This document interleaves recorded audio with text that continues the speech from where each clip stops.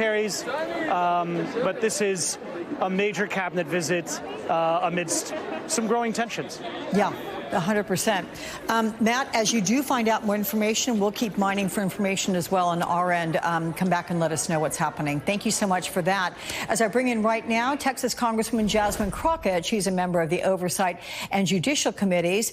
Welcome, my friend. It's good to have you as always. Before I get to a couple things I'd planned to speak with you about, what are your thoughts about about Kristi Noem, Department of Homeland Security Secretary, being over there? Do you think this is about trying to repair some sort of fracture, tensions, as Matt Bradley was very aptly calling them?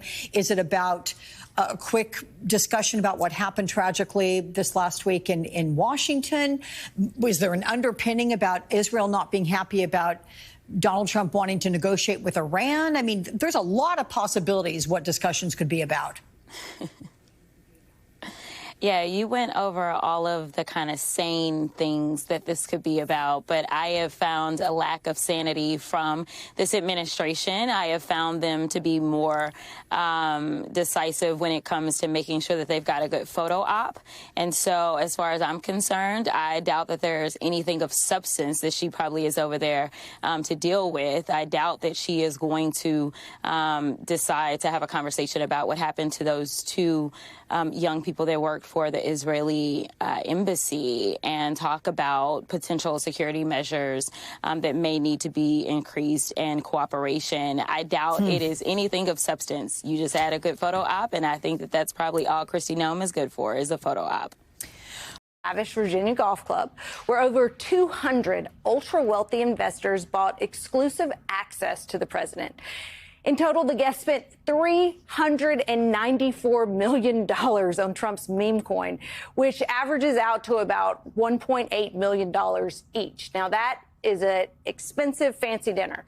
Some of the high-profile guests included tech CEO Jack Lew, former Lakers power forward Lamar Odom, and top Trump coin buyer Justin Sun, who was sued by the U.S. Securities and Exchange Commission in 2023 over alleged fraud. That case is still pending, although NBC reports the SEC is exploring a possible settlement or dismissal following Trump's second inauguration.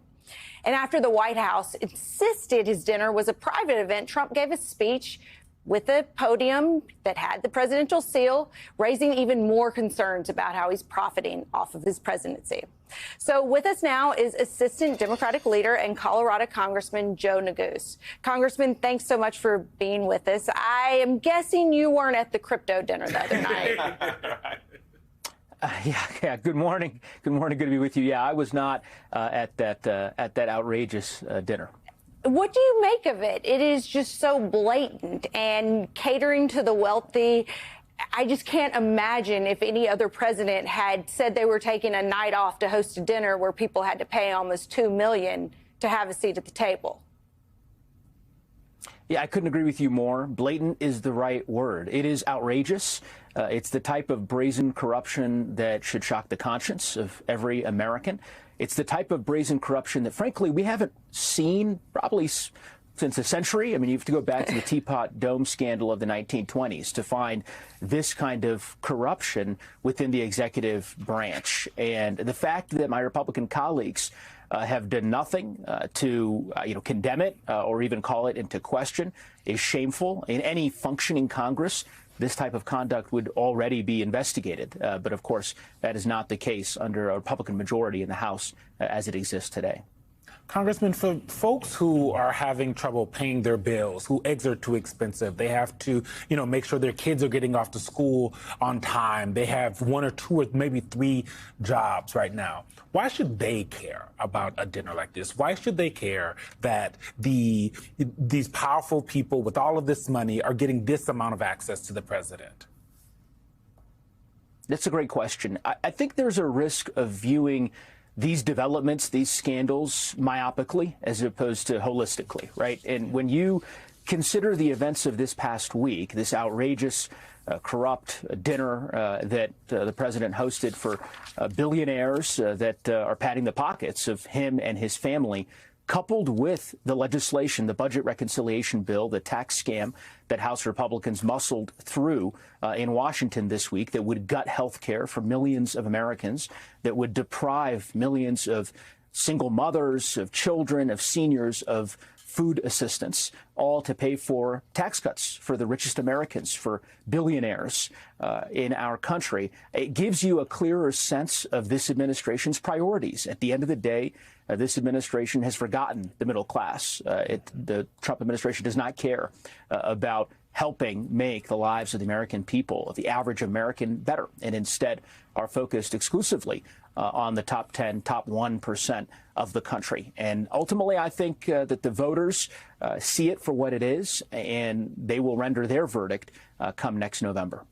You know, Congressman, it also seems like the president and his administration don't care about optics or ethics. I mean, when the White House press secretary was asked about this dinner, she said it was personal time, that the president was at a private event. But as we showed in the clip, in the intro of this segment, he's standing at a podium with the presidential seal.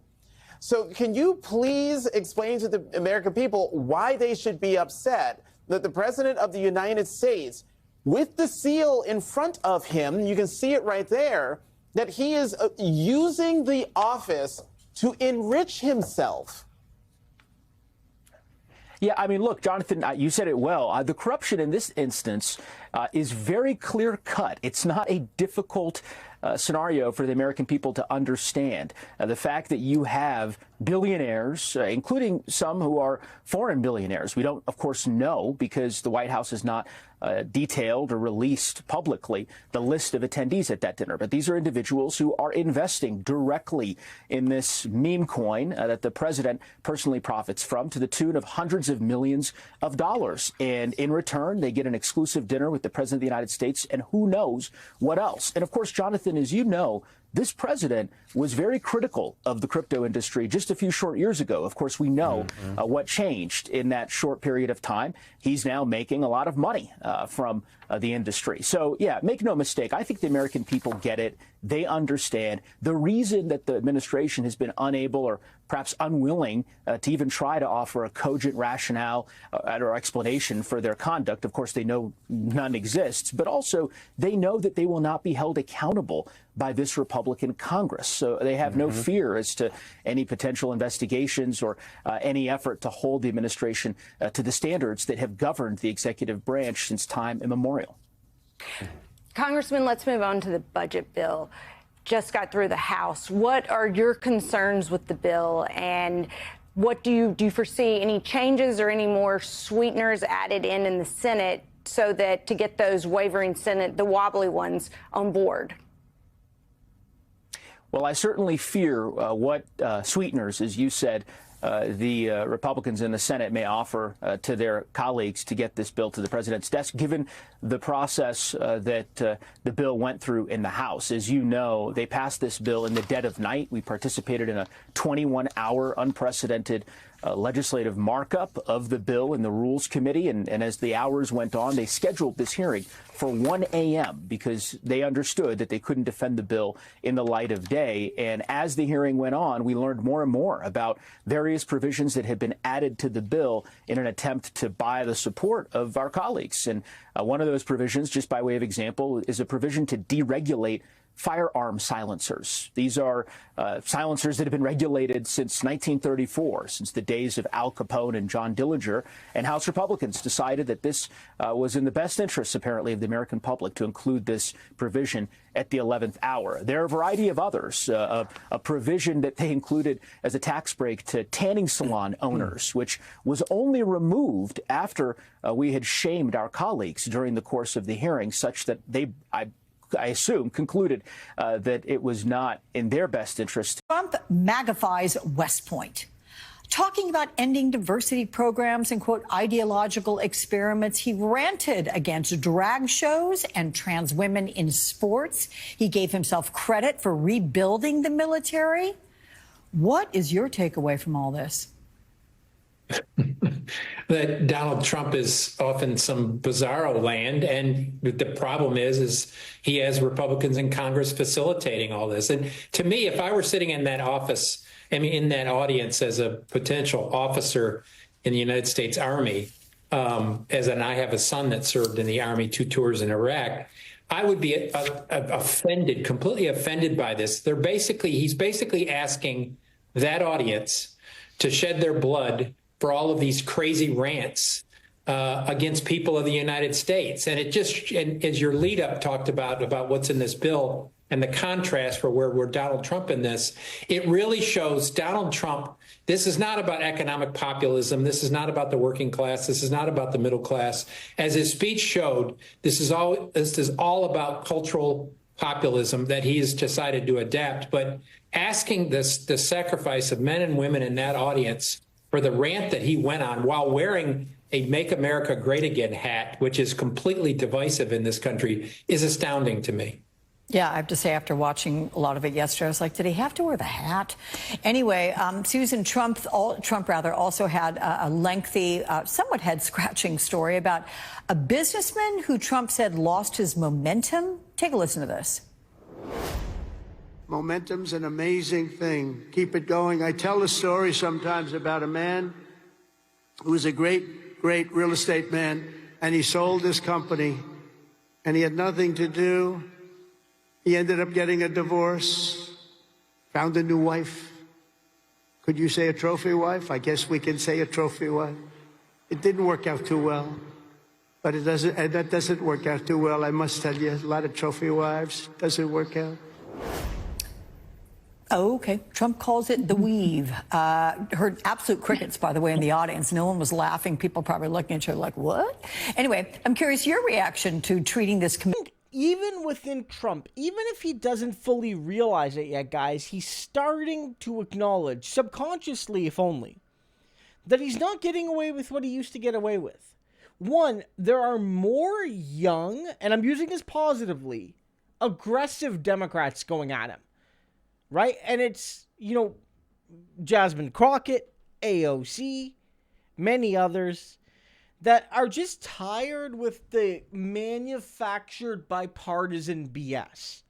And, not to age gate too much, but some of the older Democrats, not all of them, but, the Bidens and the Pelosi's of the world were very much like, oh, we got to reason with the Republicans.